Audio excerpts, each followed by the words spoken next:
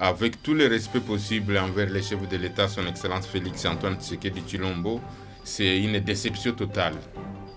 D'autant plus que ça apparaît comme être un non-événement. Peut-être pas un non-événement, mais plutôt un contre-événement, puisque on pensait avoir un gouvernement qui va relever ce qu'il y avait comme difficulté. Yamalamu eza que batu oyo bazali reconduit eza batu bazalaki na chef de l'État. Toza na défi moko ndenge mutu nyonso ayebi que est na ya mboka na biso eza na maboko ya bambulumbulu oyo bazali kosala makambo ya mabe kuna na bandeko ba Rwandais. Nous on pensait peut-être qu'on allait voir même 33 ministres qui composent le gouvernement Simunadé, mais on n'a rien changé du tout. Nous avons 53 ministères et ça coûte toujours énormément beaucoup d'argent. Il faut que ce rejet de l'opinion de ce gouvernement puisse servir de leitmotiv pour relever les défis, pour dire non, vous nous avez rejetés, vous nous avez accusés, vous ne nous avez pas bien accueillis, vous nous avez prêté des intentions, voici que nous sommes en mesure de le faire. Ce n'est pas pour rien qu'on vous appelle père de la nation. Donc, et les enfants égarés, et les non égarés, et ceux qui vous flattent, et ceux qui ne vous flattent pas, tous les Congolais, les yeux sont roués sur vous, Excellence Monsieur le Président de la République. Et il n'y a que vous qui pouvez rendre compte les passifs et l'actif de la République. Et donc, il est important de pouvoir cimenter la cohésion nationale. Au cas où on dit que non, il a usurpé le nom, ce n'a pas été Joseph Kabila. Donc, tout ce qu'il a posé comme acte en tant que Joseph Kabila tombe dans ces pays.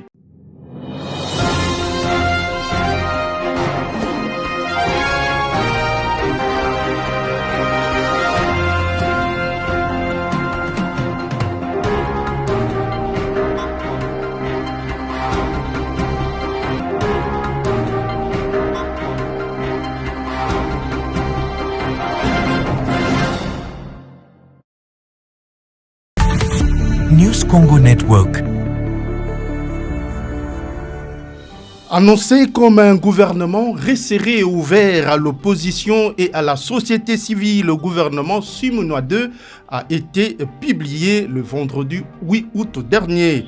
Un gouvernement qui intervient dans un contexte de tensions sécuritaires persistantes dans l'est de la République démocratique du Congo et multiples pressions en faveur d'un dialogue national inclusif. Quid de son resserrement et son ouverture? Réponse dans ces nouveaux numéros de son 2 tours diffusés sur News Congo Network qui reçoit pour vous Monsieur Dieudonné Mouchagaloucha qui est coordonnateur du panel de la société civile. Monsieur Dieudonné Mouchagaloucha, bienvenue dans ce 2 tours. Merci beaucoup et je suis ravi d'être reçu pour la première fois dans ces studios. Et espérons qu'effectivement on le fera sans détour. Cependant, je précise, c'est Mouchagaloussa. Mouchagaloussa et non Mouchagaloucha. Voilà. Une correction de taille. Alors, monsieur Dieudonné, le gouvernement Simunois II est publié depuis vendredi dernier. Alors, vos premières impressions? Bon, mes premières impressions ne sont pas peut-être les miennes, ce sont les impressions de l'opinion publique et de l'ensemble de la population congolaise par rapport à ce qu'on avait annoncé, par rapport à ce qu'on avait comme attente, par rapport à tout ce qu'il y avait comme mobilisation, par rapport à ce qu'il y avait comme consultation faite par le Conseil spécial du chef de l'État, son Excellence Eberhard. Et maintenant, au regard de ce qu'on nous a produit, ça a été, avec tous les respects possibles envers les chefs de l'État, son Excellence Félix Antoine Tshisekedi Tshilombo, c'est une déception totale. D'autant plus que ça apparaît comme être un non-événement. Peut-être pas un non-événement, mais plutôt un contre-événement, puisque on pensait avoir un gouvernement qui va relever ce qu'il y avait comme difficulté, un gouvernement qui va donner de l'espoir à la population. Un gouvernement qui va augurer une nouvelle ère par rapport aux défis majeurs, par rapport aux difficultés que traverse notre pays. Mais malheureusement, ça n'a pas été le cas. On pensait à un gouvernement d'ouverture nationale, malheureusement, ça n'a pas été le cas. Donc, on a vu un changement de 2, 3, 4 personnes, ce qui n'est pas un changement significatif. Donc, ce sont les mêmes personnes. Ça, c'est un premier élément. Le deuxième élément, le fait que ce gouvernement est issu d'une voie qui n'est pas la voie appropriée pour nous de la société civile. La voie royale qui doit permettre à ce qu'on puisse avoir un gouvernement, c'est le dialogue. Il faudrait qu'on puisse avoir un gouvernement qui a toutes les composantes sociales, les composantes politiques, effectivement la politique ou les politiques dans leurs multiples facettes, avec l'opposition armée, qu'on commence à qualifier aujourd'hui d'opposition armée parce que déjà les négociations ont commencé avec eux, que ce soit à Doha, que ce soit ce qui a déclenché aux États-Unis, évidemment à double niveau, au niveau du Rwanda, au niveau des M23 AFC, mais également il y a l'opposition non armée, avec tout ce qu'il y a comme casquette. Nous avons les FCC, nous avons les fayoulistes, nous avons les kabylistes FCC bien sûr, nous avons les katumbistes, nous avons toutes les Sanga, tout Martin Fayoulou. On pensait retrouver les grandes figures ou les délégués de ces composantes dans ces gouvernements. Au niveau de la société civile, pour nous, s'il n'y a pas de dialogue, c'est difficile de participer à un gouvernement pareil. Cependant, on a constaté qu'il y a des de nous qu'on a appris. Ngefa, qui est un professionnel, un homme chevronné avec un parcours suffisant dans les Nations Unies. De ce côté, il n'y a pas match. Il y a Anzuluni, que je connais aussi, qui a beaucoup combattu dans les mouvements citoyens Filimbi. Et donc, qui hérite quand même d'un gros... portefeuille, hein, qui est l'intégration régionale. Oui, l'intégration régionale. Qui va répondre avec son expérience à donner des réponses qu'il faut par rapport à tout ce que nous avons comme crise et donner une très bonne intégration régionale. Il a tout mon soutien, c'est un collègue de la société civile, mais ça fait seulement sur, autant si au regard du prorata des nombres des ministères, 50 combien, les deux, qu'est-ce qu'ils vont faire avec les ministères qu'ils ont.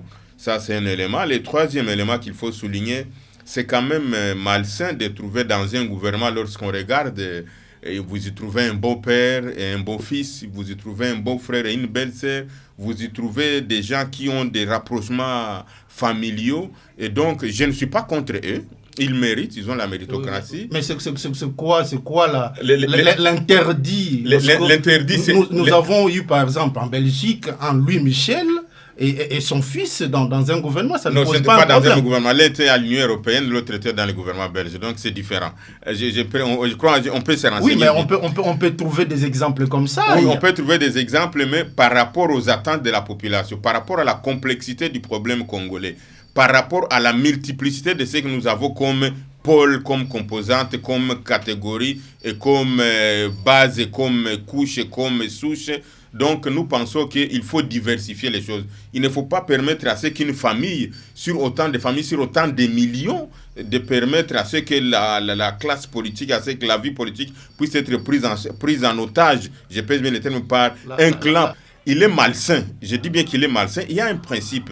Lorsqu'on forme un gouvernement, on veut répondre aux attentes de la population. Lorsqu'on veut élever le niveau de l'éthique au sein de la population. Lorsqu'on veut donner un message d'espoir au sein de la population. Lorsqu'on veut bénéficier ou on veut susciter l'adhésion populaire pour ce gouvernement. Lorsqu'on veut se montrer qu'on est au-dessus de la mêlée, qu'on n'est pas dans des combines tribaux, à caractère tribal ou social, il y a un certain nombre de principes qu'il faut tracer. Voilà. Et dès que vous tracez ces principes-là, tout ce qui vient en dehors de ces principes ne peut plus vous affecter. C'est-à-dire, par exemple, c'est de dire non, quel que soit ce qui peut arriver, on ne peut pas avoir des membres d'une famille dans un gouvernement. À ce moment-là, la ligne est tracée. Donc, vous n'aurez pas des membres d'une famille, un beau-père et un beau-fils. Vous n'aurez pas dans un gouvernement un beau-frère et une belle-sœur. Vous n'aurez pas dans un gouvernement. Donc, si la ligne est tracée au départ, ça évite tout ça. Et ça nous évite, nous de la société civile et tous ceux qui font le regard du gouvernement, de pouvoir jeter des critiques sur des personnes. À ce moment, ils mettent les gens mal à l'aise. Et malheureusement, comme je disais que ce n'est pas un non-événement, mais c'est un contre-événement. Je dois le dire en toute objectivité, voilà, en toute sincérité. C'est la question d'ailleurs que j'allais vous poser. Oui, c'est-à-dire que ce gouvernement a permis à ce que l'image du chef de l'État, la popularité du chef de l'État descend encore de plus en plus au bas de l'échelle. Alors qu'il fallait faire un gouvernement qui va permettre à ce que ça puisse remonter, puisque même au sein de l'IDPS, qui est sa formation politique, pour dire que ce gouvernement n'a aucune base, n'a aucune assise. il n'y a aucune assise sociale. C'est-à-dire sociale en termes de représentativité de toutes les couches. Il n'y a aucune assise politique, c'est-à-dire en termes de... Même l'IDPS contre... Si vous suivez toutes les déclarations des grandes personnalités, des communicateurs, des membres de l'IDPS, ils ne se retrouvent pas. Et donc ce gouvernement-là est basé sur quoi? Monsieur Dieudonné, je ne vous coupe pas la parole, mais le critère dont vous avancez, ce sont des critères qui ont été dénoncés. Un gouvernement fait de géopolitique, un gouvernement fait de base sociale, mais in fine, qui n'a rien apporté. Tout à fait. Et c'est ça le malheur. Et donc ce gouvernement... Je vous donne l'exemple de l'IDPS. Si l'IDPS s'était accaparé de tout le portefeuille, ça allait encore être une pierre jetée. Et voilà que c'est l'UDPS. Et maintenant que l'UDPS offre une ouverture à d'autres partis. Et maintenant encore, on en revient, on accuse le chef de l'État qui ne tient pas compte des compétences qui sont dans son propre parti. Bon, ceux qui nous connaissent la société civile, nous n'avons jamais été pro ou contre le pouvoir, ou pro ou contre l'opposition. Nous avons dû les sommiers, mais je connais quand même l'IDPS. Je ne suis pas IDPSien, on les appelle IDPSiens, je ne sais pas, mais connais quand même des grandes figures au sein de l'IDPS. Je connais quand même des grandes personnalités qui ont fait un combat au sein de l'IDPS. Je connais des personnes qui se sont battues au sein de l'IDPS. Je connais des figures de proue depuis Etienne Tshisekedi Wamulumba qui aujourd'hui méritent et qui pouvaient être pas récompensés, mais qui pouvaient être appelés pour produire les meilleurs d'eux-mêmes et pour donner ce qu'ils peuvent donner à la nation. Mais malheureusement, lorsque vous regardez dans la composition du gouvernement, je ne vois pas une figure de proue de l'IDPS à part le vice-premier ministre Chakmen Chabani, que je profite en saluant, qui est à l'intérieur. Mais tous les autres, je ne vois pas vraiment de figures de proue de l'IDPS. Et donc, et si vous suivez, l'IDPS elle-même est en train de se lamenter. Et donc, ce n'est pas moi, suivez dans les médias, dans les réseaux sociaux et allez au siège, vous allez trouver que l'IDPS est mécontente. Donc, si l'IDPS, déjà, les partis supposés être présidentiels ne se retrouvent pas dans ce gouvernement, a fortiori les autres partis qui ne sont pas du pouvoir. Et donc, ce gouvernement, je ne suis pas pessimiste, mais ça fait quand même autant d'années que je suis en train de suivre la politique de ces pays. Ce gouvernement ne va rien du tout, n'a rien apporté par rapport aux défis majeurs que la RDC doit affronter. Ça ne va pas résoudre le problème des infrastructures, d'autant plus que depuis Souminois 1, on ne voit pas les routes qui ont été construites, on ne voit pas des écoles, on ne voit pas des ponts qui ont été jetés, on ne voit pas de maternités, on ne voit rien. Or, c'est Souminois 2. Et donc, mais également, en termes de cohésion, en termes de violation des droits humains, où nous avons des arrestations massives, nous avons des violations récurrentes, flagrantes de tout le temps des droits, où nous avons des procès, où une justice asymétrie, où on arrête les gens, où on a des détentions extrajudiciaires, on enlève les gens, on les arrête pendant autant de mois sans jugement, sans procès. Et donc, ce gouvernement ne va pas résoudre ça. Or, voilà les défis majeurs auxquels les Congolais s'attendent qu'on puisse avoir des hommes et des femmes dignes, fortes, qui peuvent relever ces défis. Monsieur Dieudonné, là, vous ne vous contredisez pas. Vous saluez l'entrée d'une figure de proue à la personne de monsieur Guillaume Nguefa. Donc, vous ne croyez pas qu'il apporterait de réformes pour, disons, corriger ce que vous déployez. Non, mais ça, c'est de un, de deux. Mais si vous dites qu'il n'y a pas d'écoles qui sont construites, il n'y a pas de route, alors que le chantier pilile ici et là, dans la capitale et partout ailleurs, entre autres, par exemple, la construction de la rocade, est-ce que vous ne pouvez pas saluer tout ça? À l'intérieur, il y a des écoles, il y a l'UNICEF qui apporte quand même des réalisations du gouvernement, mais tout ça, vous, de la société civile, vous ne voyez pas ça? Bon, vous prenez à la volée quelques éléments là, la rocade et tout ce qu'il y a comme... je n'en vois pas, en tout cas ici, je ne sais pas, vous êtes mieux vous outillés que moi. Vous êtes journaliste, je connais avec votre ancienneté, avec votre expérience, avec ce que vous avez comme documentation, comme analyse, comme récolte d'infos. Si vous pouvez citer 5 ou 6, c'est vous qui posez les questions, mais je ne vais pas vous demander. Mais je crois que c'est difficile d'avoir 5 ou 6 exemples qu'on peut donner sur l'ensemble du territoire national. Et puis, est-ce qu'on doit mesurer la République sur base d'inaction? Est-ce qu'on doit mesurer la réussite du gouvernement ou l'importance du gouvernement sur base d'un élément? Nous avons besoin d'un programme, qu'on puisse nous dire, les programmes souminois avaient prévu ça, on a fait l'évaluation. Et puis, ce qui fait mal dans ces pays, c'est-à-dire que les dirigeants, les gouvernements pensent qu'ils n'ont pas de compte à rendre à la population. Et donc, ils sont investis. Quand ils partent, il n'y a aucune évaluation. On ne sait pas tel ministre a réalisé quoi, quel est le ministre qui a été performant, qu'est-ce qu'on a réalisé au terme du gouvernement. On n'en a pas, il n'y a aucun programme. Cependant, comme vous venez de le dire, je ne suis pas là pour critiquer les personnes. J'essaie d'être le plus possible rationnel. Il y a quand même des ministres qui ont marqué le gouvernement sortant, mais qui n'ont pas été reconduits. On peut citer le ministre des Recherches scientifiques, Gilbert Kabanda. On l'a vu à la défense, il a doté les pays de 3 instruments importants, d'ailleurs 4, s'il faut dire, la loi sur la programmation militaire, la politique de la défense nationale, la loi sur la réserve de l'armée, RAD, il y a également donc il a quand même laissé, après là, il est parti en recherche scientifique. Nous avons vu des exploits, il venait de faire organiser un grand symposium qui a permis à la RDC d'être dans les concerts des nations. Mais curieusement, c'est ces ministres-là qu'on enlève. Il y a les ministres comme Julien Paloukou qui ont marqué quand même l'histoire de ce pays avec des réformes. Il y a quand même quelques figures, mais d'une manière globale. Les affaires étrangères, vous oubliez? Oui, non, qu'il faut saluer le ministre des Affaires étrangères, effectivement, une dame forte qui fait le maximum possible, malgré que la question d'avoir accepté les FDLR dans toutes les négociations, je n'ai jamais toléré ça parce qu'ils ont donné un plateau d'or au Rwanda, ils ont donné des œufs au Rwanda, ils ont prêté le flanc au Rwanda en disant que nous avons des FDLR en RDC. C'est une bourde que la ministre des Affaires étrangères a commise.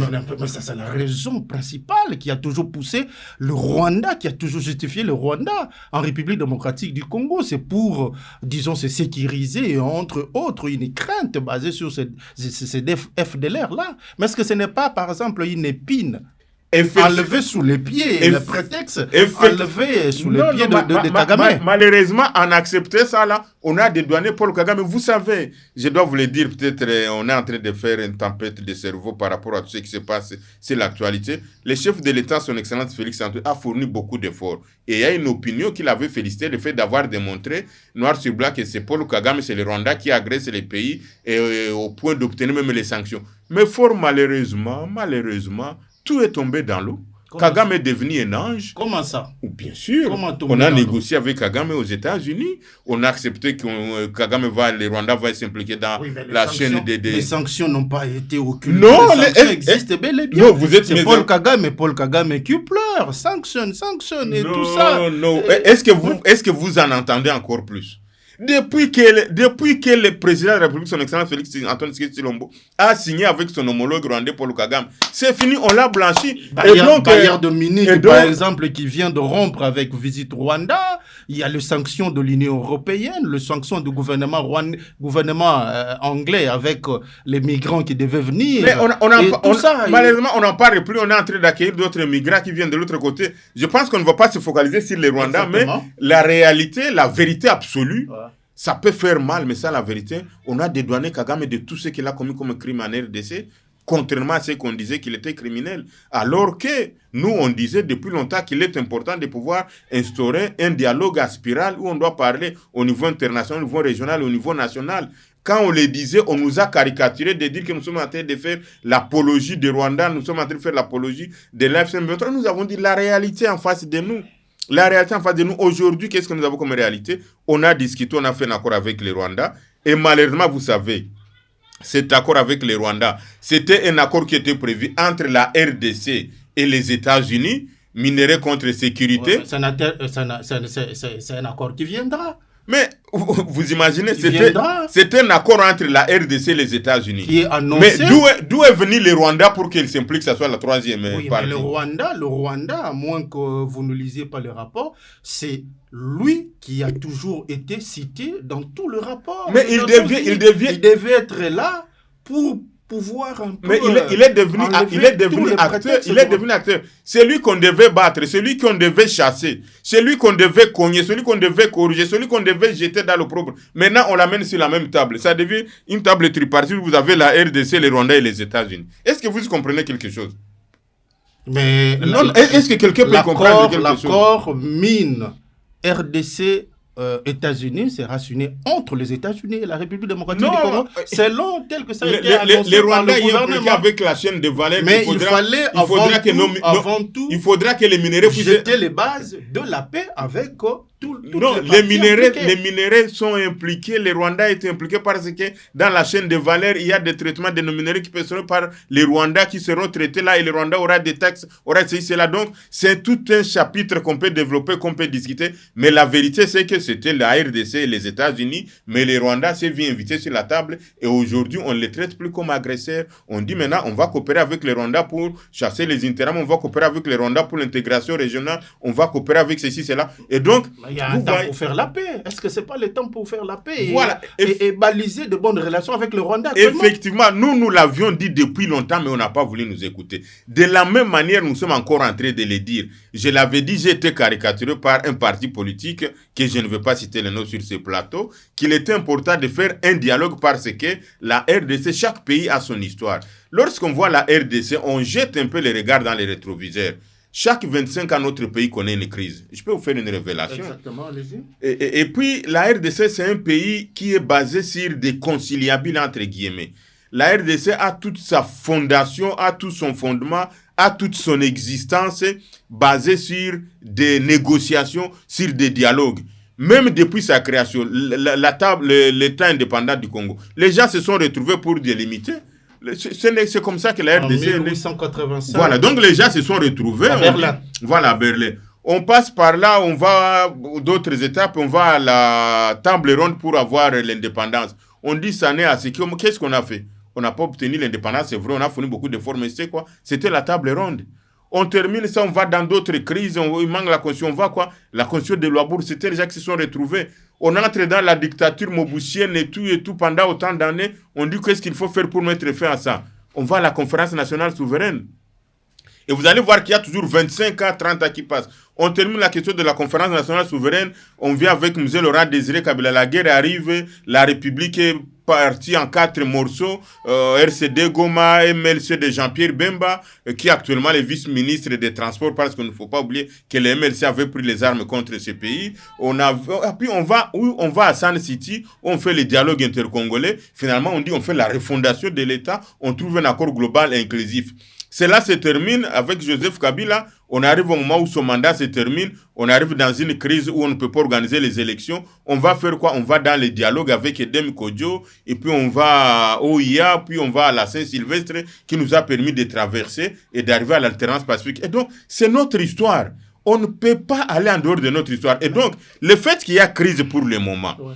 Et la crise, elle est là, elle est vraie. Il y a une partie qui n'est pas contrôlée par le gouvernement central. Il y a des Congolais qui ont pris les armes contre les pays en se disant qu'ils appliquent l'article 64. Les autres les traitent de rebelles, mais ils se disent que non, nous défendons les principes de la démocratie et tout ce qu'il y a. Et donc, la crise est là. Ça ne dépend pas de vous, ça ne dépend pas de moi. Permettez. Voilà. Et ce n'est pas moi qui l'ai voulu, et il n'y a aucun Congolais qui ait voulu cela, à part ceux qui sont là. Mais c'est la vérité en face de nous. Qu'est-ce qu'il faut faire? Il est important qu'on appelle tous les enfants du Congo pour les dire banamboka tozoku fa ponanin bozu manduki ponanin yo bino pe bozo de tourner bon puisque je l'ai dit en âme et conscience.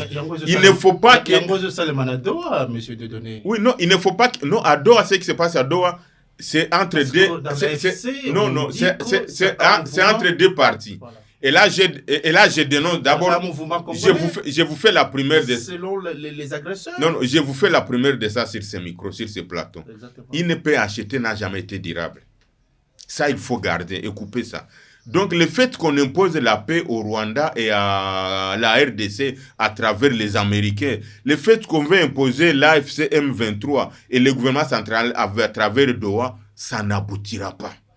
Raison pour laquelle il est important qu'on puisse se retrouver autour d'une table en termes de délégation, 4 parties importantes, qu'on puisse avoir l'union sacrée dans sa configuration actuelle, avec tout ce qu'elle a comme mosaïque, qu'on puisse avoir l'opposition politique non armée, avec tout ce qu'il y a comme des têtes là-bas, Fayulu Katumbi, Kabila... Non, Kabila est dans l'opposition armée. Bon,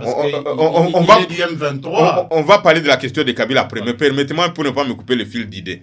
Je reprends l'union sacrée, l'opposition non armée avec ce qu'il y a comme des têtes. Il y a également l'AFC M23 qu'on peut qualifier aujourd'hui de l'opposition armée. Et il y a la société civile. Dès qu'on réunira les 4 composantes ensemble avec des délégués issus ou envoyés ou désignés ou choisis dans les 4 composantes, on se met ensemble, on se dit Banamboka et Zanini. Pourquoi ça ne marche pas? Bon, nos côtés au besoin de tourner bongo, voilà, côté au besoin Manduki, côté au démocratie Zokufa, côté au arrestation de Kiebele, côté au bongo Zoma, côté au Ezabo et tout ça, côté au constitution. Vous savez que même la question de la constitution, s'il faut la revoir, si les gens décident de se rencontrer ensemble, on peut la revoir et la réviser, mais ne pas que ça vienne d'un clan ou d'une classe politique. Et donc, si on arrive à cela, on balise les chemins, on dit bon, désormais, puisque tant qu'on n'arrangera pas cela, il y aura toujours des enfants prodigues de ces pays qui iront soit au Rwanda, qui iront, je ne sais pas, dans un autre pays pour aller chercher une base arrière et venir nous attaquer. Mais il est important de souder l'unité nationale. Je comptais, M. Denis Moussagalousa, ont utilisé le mot dialogue, je pense, plus de 5 fois. Dialogue, il faut dialoguer.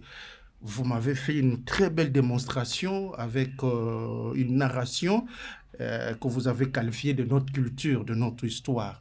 Mais qu'est-ce que Yomoko Kodiko Salane, évaluation, il y a tous ces dialogues. Qu'est-ce que ça donnait? Qu'est-ce que ça donnait, tous ces dialogues? Non, les résultats sont positifs, les résultats sont bons. Avec tout ce que nous avons comme la crise à l'Est, le détournement que vous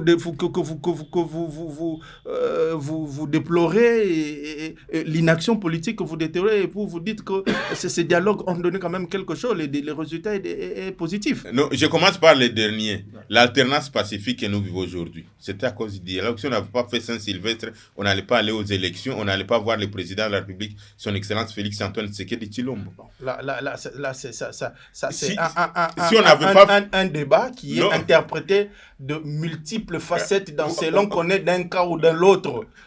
Et selon qu'on évolue dans notre histoire. Non. Alors j'aimerais bien qu'on puisse un peu fermer parce que ça risque... Revenons au remaniement du gouvernement Sumuna.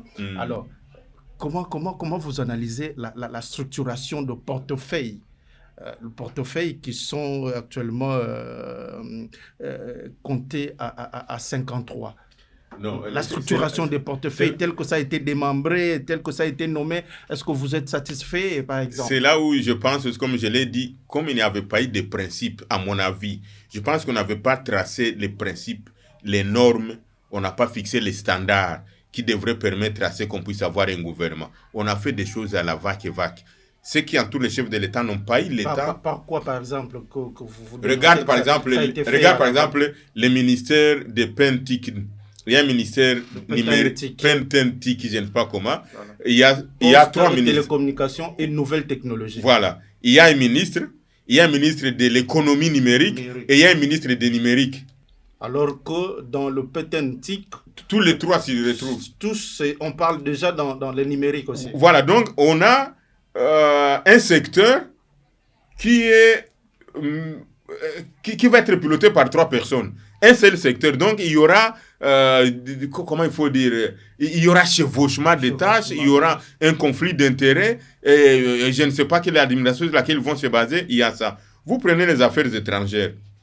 Vous avez la vice-ministre d'État, je crois, est-ce qu'elle a été vice-ministre d'État ou ministre d'État, pas VPM.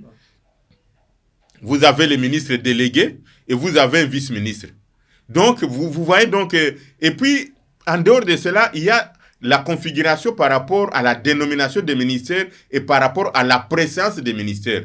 Dans ces pays, et je crois partout dans le monde, il y a des ministères régaliens qui doivent revêtir les qualités de vice-primature. Et il y a des ministères qui doivent revêtir les qualités de ministres d'État. Et il y a des ministères qui doivent être qualifiés de ministères tout simples. Par exemple, le ministre de la Défense, des Affaires étrangères. Vous venez de les citer. Il y a normalement 4 ministères qui devraient toujours être des vice-primatures.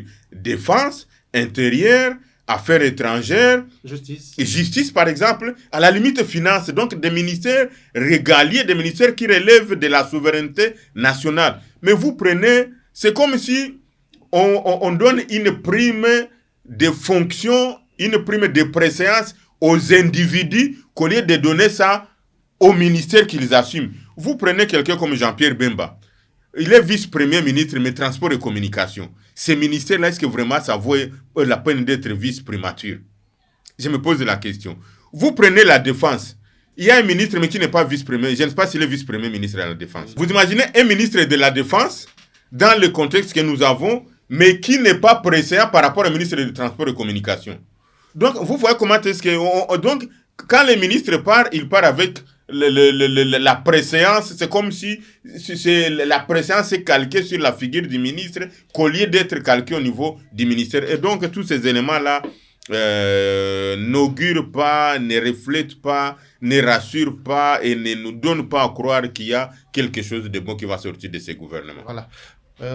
Fidèles téléspectateurs de 102 tours, vous êtes sur News Congo Network qui reçoit pour vous Monsieur Dieudonné Mouchagaloussa, qui est donc coordonnateur de panel de la société civile. Avec lui, nous sommes en train de débattre sur le gouvernement remanié sous Minouadé. Il a donné ses impressions sur la publication de cette équipe gouvernementale. Alors, Monsieur Dieudonné, dans ces pays, vous l'avez si bien dit, dialogue équivaudrait au partage équilibré et, je ne sais pas, équitable du pouvoir. Est-ce que la publication du gouvernement D ne vient pas, vous, le défenseur du dialogue, un peu vous couper sous l'herbe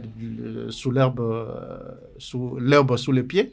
Non, par contre, je viens de le démontrer que ce gouvernement ne représente pas la cohésion nationale. Ce gouvernement n'est pas... Ma question, je la pose autrement. Est-ce qu'avec ce gouvernement, il y a encore lieu de dialoguer? Parce qu'au fait, dialogue en République démocratique du Congo équivaudrait partage du pouvoir. D'ailleurs, c'est ce qui, effectivement, j'ai compris bien la question, c'est ce qui justifie maintenant qu'il faut un dialogue parce que ce gouvernement ne répond pas et n'est pas issu du dialogue. Il ne répond pas, il ne va pas résoudre des problèmes réels, des problèmes majeurs parce que la crise dans notre pays, elle est profonde et multiforme. Vous savez, les francophones, les anglophones sont bien. Ils trouvent seulement un seul mot, un seul terme. Ils peuvent dire rencontre ou bien batubakutana. Mais dans le français, quand on parlait du dialogue, parlait du colloque, parlait de conférence, vous parlez de ceci, ça déconfigure tout, ça dénature toute table ronde, et ceci ou cela, mais il faut quand même que les gens se rencontrent. Il faut que Banamboka Tokutana. J'insiste toujours sur ça, et j'étais parmi les rares et les premiers à le dire, et aujourd'hui l'histoire commence à me donner raison. Voilà.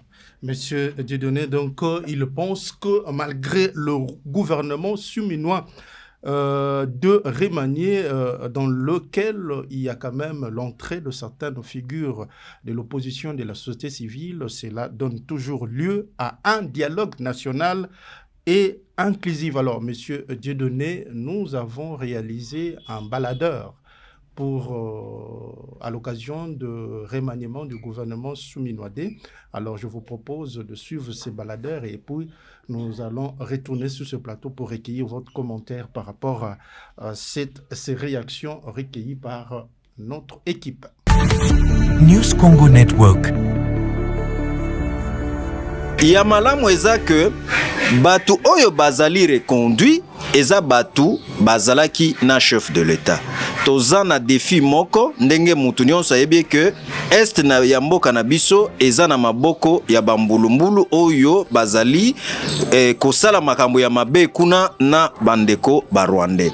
Alors, il était important que gouvernement batu oyo bazalaki na gouvernement Souminwa 1 bazala quand même maintenu pour na ko réfléchir ndenge nini tokoki kosala pour que makambo wana ya est nyonso ya bitumba to sala nini to silisa yango. Personnellement, moi je pense que les récents remaniements marquent un tournant décisif pour notre pays.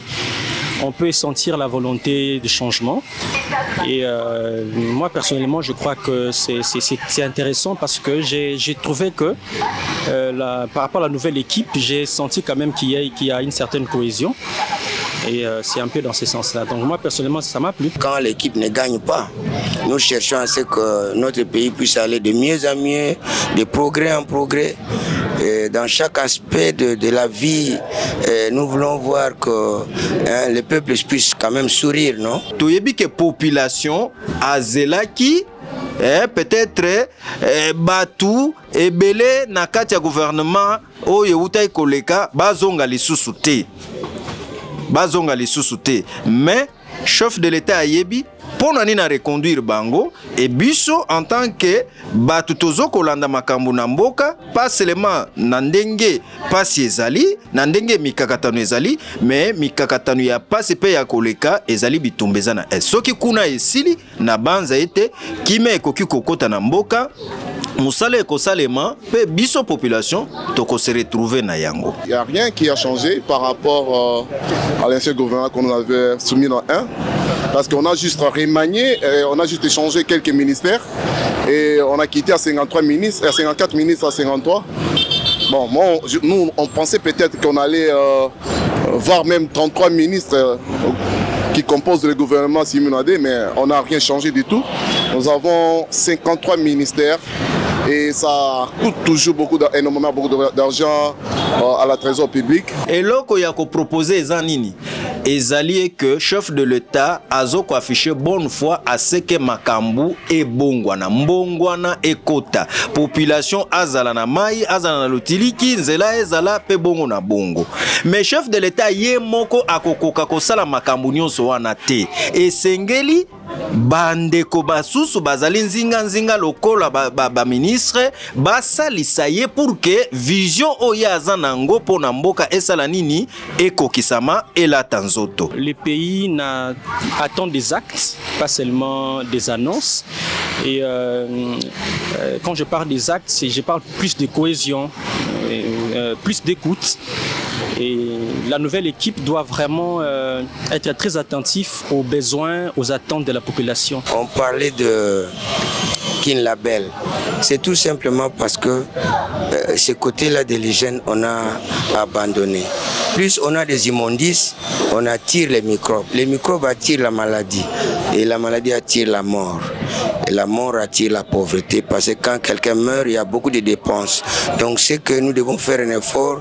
Les chômages, quand on engage dans chaque commune ou chaque province, tout notre pays, on doit engager les services d'hygiène. News Congo Network. Retour sur ce plateau de l'émission 102 tours que nous appelons le débat républicain qui reçoit pour vous Monsieur Dieudonné Mouchagaloussa qui est donc coordonnateur du panel de la société civile. Avec lui, nous sommes en train de débattre sur le remaniement du gouvernement Souminoadé. Alors, Monsieur Dieudonné, vous venez de suivre les réactions recueillies par notre équipe. Un petit commentaire. Non, le petit commentaire, c'est que 85% des réactions que vous avez recueillies, tous disent que ce gouvernement ne répond pas ne répond pas aux attentes de la population et tous exhortent que ce soit un gouvernement qui va arriver à juguler les crises et relever les défis. Et donc, il rencontre ce que j'ai dit au début de l'émission, que c'est un gouvernement qui n'a pas d'assises, c'est un gouvernement au regard de l'échec des Souminois 1, c'est un gouvernement qui ne va pas relever les défis. On parle de la cohésion nationale, la fin des hostilités, les sociales et tout le reste. Souminois ne les a pas relevés. Ce n'est pas Souminois qui va les faire. Et donc, je suis très pessimiste.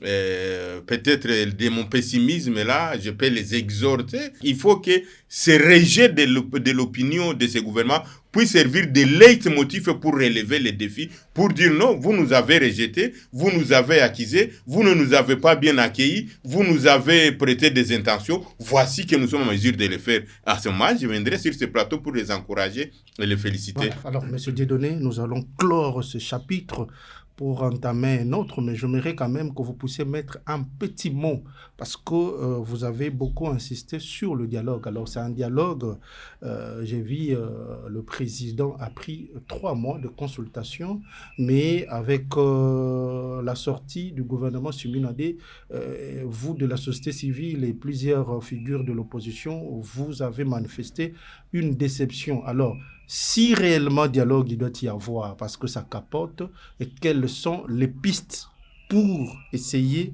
de débloquer ce qu'il y a comme blocage? Non, il faut la volonté politique du chef de l'État. Et je pense qu'il faut que la volonté, il y a déjà. Et je vis qu'il est allé, qu'il a vite répondu à l'appel de Fayoulou, qu'il attend de bras ouverts ceux qui sont en dehors de la gestion qu'il puisse pour qu'on puisse mettre fin à la guerre et construire le développement de la République démocratique du Congo. Mais apparemment, il y a résistance. Laissez-moi vous jeter de fleurs. Vous avez volé une idée dans mon esprit sans le savoir. Pourquoi Fayulu n'est pas dans ce gouvernement? C'est parce que c'est un gouvernement qui n'est pas ici d'une voie normale. C'est un gouvernement, on doit le dire, on n'a pas besoin de... Le président de la République, c'est le chef de l'État, c'est un patrimoine commun. Moi, je le respecte respectueusement à double titre d'abord, comme personne physique, parce que j'ai droit et je dois respecter toute personne physique de par mon éducation en tant que défenseur des droits humains. Deuxième chose, comme acteur de la société... C'est le comportement républicain que nous encourageons dans cette émission. Effectivement, mais aussi comme acteur de la société civile, il assume une fonction sensible.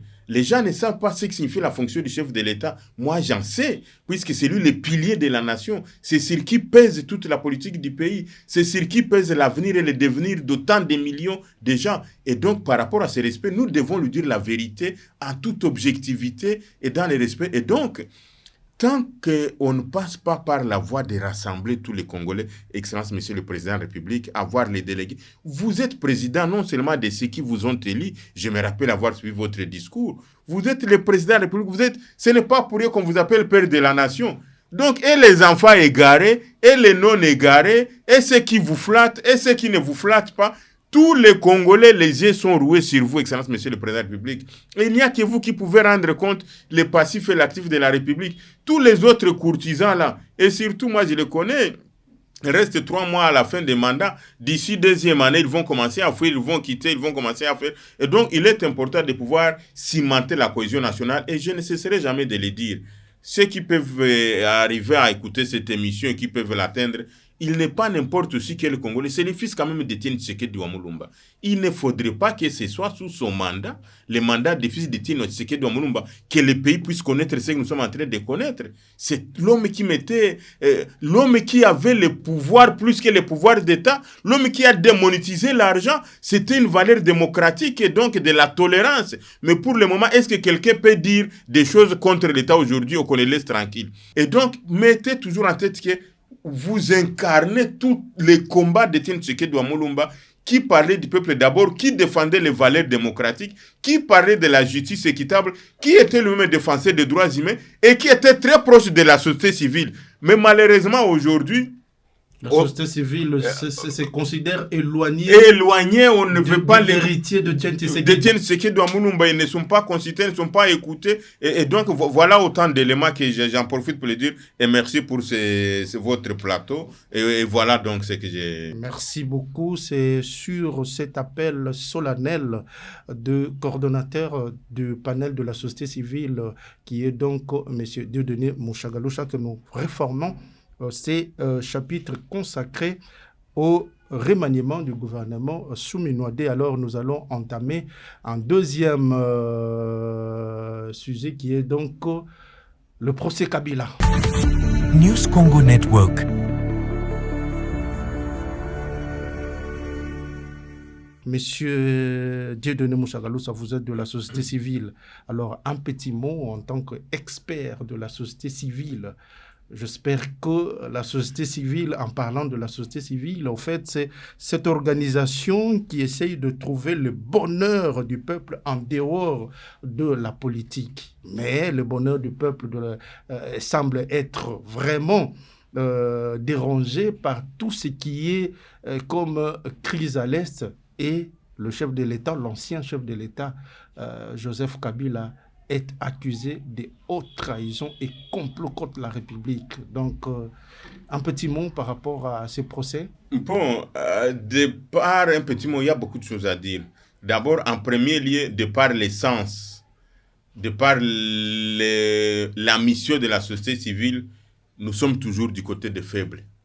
Donc, nous défendons les faibles. Et dans les circonstances pareilles, Joseph Kabila est considéré comme faible parce qu'il est accusé au procès. Et donc, par essence, Joseph Kabila, accusé d'être à la tête d'un mouvement rebelle qui a causé autant de millions de morts, est considéré comme un faible. Je rêve, monsieur Dieudonné. Oui, je parle d'abord du principe général. Donc, ça, c'est un principe général. Il n'y a aucun acteur de la société civile que vous allez voir, s'il est réellement un acteur de la société civile, qui ne va pas soutenir ceux qui sont en difficulté. Ça, c'est... Tout acteur de la société civile doit soutenir ceux qui sont en difficulté. Ça, c'est un premier élément. Et pour l'instant, je pense que... La difficulté de Joseph Kabila se trouve où? On y arrive. La difficulté de Joseph Kabila se trouve parce qu'il est accusé. Ça, c'est d'abord un premier élément. Les deuxièmes éléments... Une raisonnable. Ok, on va y arriver. Je vais évoquer les raisons. Exactement. Les deuxièmes éléments. Est-ce que le pays a besoin d'un procès pareil dans les contextes actuels?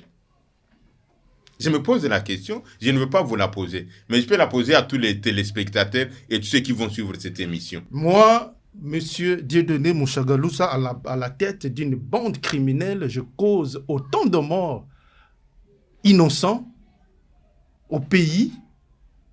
Devant la justice, on se pose la question, est-ce que Monsieur X a vraiment droit d'être devant la justice? Voilà. Ça, c'est la deuxième question. Vous avez répondu. La troisième question.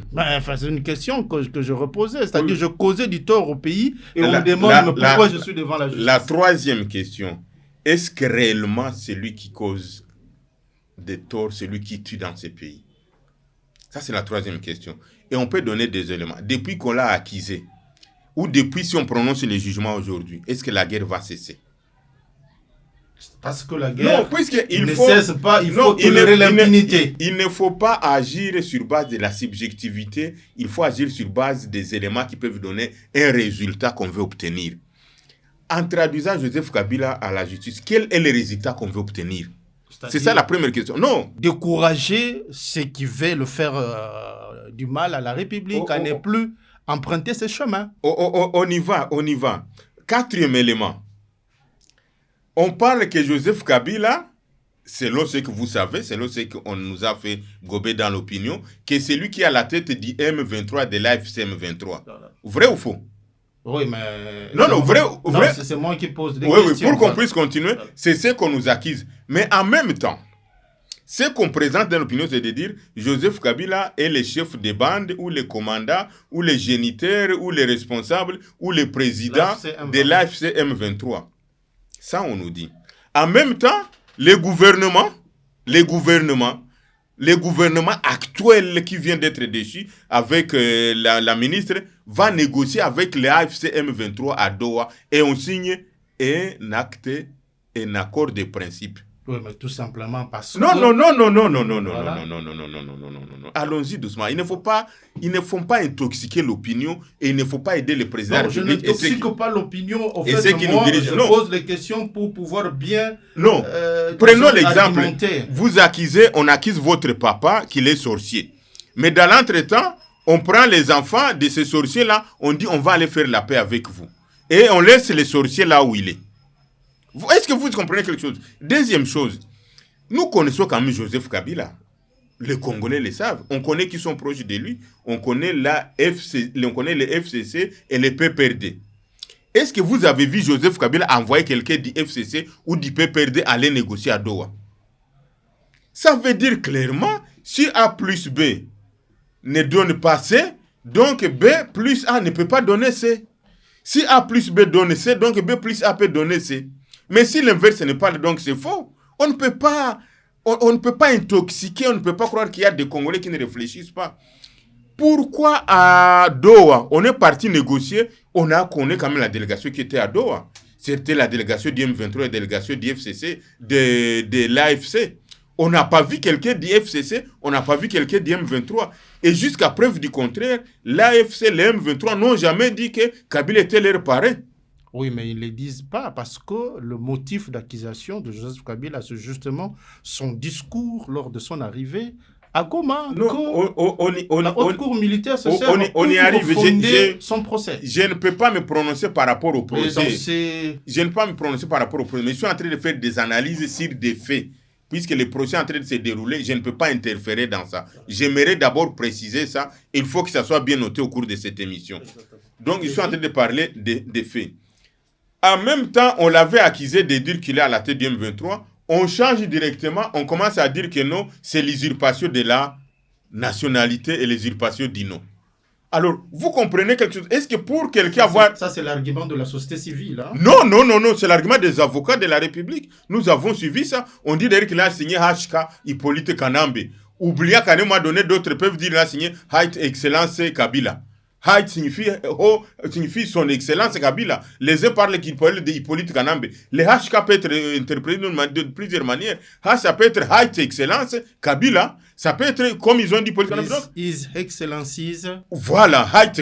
Donc les gens, il faut éviter d'intoxiquer l'opinion. Donc on commence d'abord par dire qu'il est le responsable de AFCM 23. Mais en même temps, on négocie avec les gens de l'AFCM 23 sans lui. Et après, on quitte ce terrain-là. On parle qu'il a usurpé le pouvoir, la nationalité. On quitte la question de la nationalité. On va sur la question du nom. Est-ce que vous y comprenez quelque chose? Donc c'est une accusation qui n'est pas cohérente selon vous. Et donc, moi, je me pose seulement la question sur tous ces éléments-là. Et je me pose la question à quoi on va aboutir. Ne se rendant pas compte des conséquences que cela va entraîner. Et donc, peut-être qu'il faudra trouver un moment où il faut encore parler sur ce que ça va entraîner. Au cas où on dit que non, il a usurpé le nom, ce n'a pas été Joseph Kabila. Donc, tout ce qu'il a posé comme acte en tant que Joseph Kabila tombe dans ces pays. Et donc, on déchire la constitution. Et donc, tout ce qu'il a organisé comme élection, on déchire. Tout ce qu'il a eu comme mandat ne vont plus être considérés. Et tous les actes qu'il a posés et tous ceux qui ont été bénéficiés de ces actes. Et donc, on veut amener la République en quoi? En quoi? Où est-ce qu'on veut amener le pays? Et donc, à un moment donné, il y a des questions qui sont plus importantes que les émotions des gens. Voilà. Il y a des questions qui sont plus importantes que les émotions de gens sur cette question de M. Dieudonné Moshagalusa, qui est coordonnateur du panel de la société civile que nous avons reçu dans cette émission. Alors, juste un dernier mot pour clore cette émission. Les avocats de la République avec les honoraires de 2 millions de dollars. C'est ce que nous sommes en train de dire, mon frère. Quand je dis bien, coordonnateur du panel des experts de la société civile, voilà. Nous avons toujours suivi la politique et l'actualité de ces pays. Quand on prend plus de 2 millions, 4 millions de dollars qu'on va donner aux avocats pour un procès qui ne va rien apporter, qui ne va rien juguler, même si on prononçait aujourd'hui, on condamnait Kabila, on lui ravisait, on disait non, il n'a pas été Joseph Kabila, il a été ceci, cela. Donc c'est de la dilapidation, c'est ce qui prouve à suffisance qu'il y a les non-dits derrière ce procès, directement débloquer 2 millions de dollars ou 3 millions, 4 millions qu'on va donner aux avocats dans ce procès. Et donc, ça me laisse patois et ça laisse l'opinion. Et beaucoup d'observateurs, beaucoup de Congolais s'interrogent sur l'opportunité, sur les mobiles et surtout quelles seront les conséquences de ces procès.